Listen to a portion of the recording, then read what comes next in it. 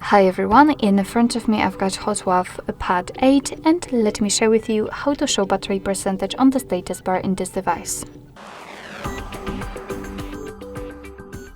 So let's start with opening the settings, and in this left section we have to scroll down in order to find a proper option which is called the battery, and it is right here, so let's tap on it.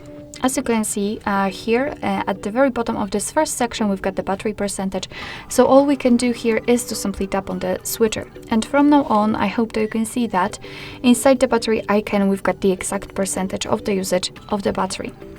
Basically, and unfortunately, we've got only one option which we can apply, so the inside the battery icon we do not have this option to display it next to the battery icon, but still it is okay. You can always turn it off just by tapping on the switcher again.